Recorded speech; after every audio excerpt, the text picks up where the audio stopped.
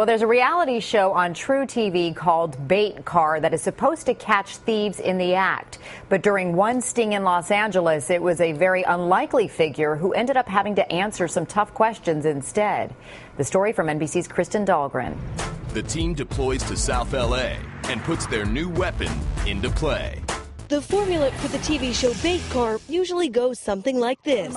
Undercover deputies act out a scene and abandon the bait with the keys in it. They wait for a would-be car thief who inevitably gets in the vehicle equipped with hidden cameras and drives off. For sheriff's deputies, it's an easy bust. Put your hands up! Making a U-turn, southbound Central from... 28-year-old Keenan Alex took the bait last July when he found this Cadillac too good to resist. I'm the detective that's going to handle this case. The tape, eventually turned over to the public defender's office, shows Los Angeles County Sheriff's Detective Anthony Shapiro making the arrest.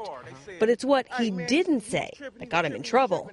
You know your rights, right? You know all that stuff. You watch TV, you know your rights and all that. So I'm asking some questions. That's okay? No problem. Okay.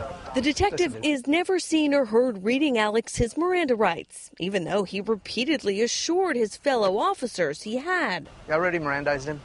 He's already Mirandized? He's cool? So when we get there, we can go straight to whatever you want. Oh, beautiful. In court and under oath, Detective Shapiro continued to insist he had read the suspect his Miranda rights. I read it from a card in my wallet in my notebook, he testified. But Alex's attorney had the tape that showed otherwise. I reviewed the footage, and that's where I saw that he was not read his Miranda rights. Prosecutor reviewed it as well. He agreed with me, and so that's why he came and he dismissed the case. A show designed to catch thieves, but trapped a detective instead. A judge agreed this time the cameras righted a wrong. But critics worry that mixing entertainment with real crime is fraught with problems. If a police officer is essentially being paid to be a reality star, then he or she could be incentivized to make great television. And that's not what you want your police officers to be doing. You want them to focus on being good police officers, good detectives. While the producers of Bait Car pay for law enforcement's overtime hours, the Sheriff's Department disagrees that money is a factor. We've always done the scenario.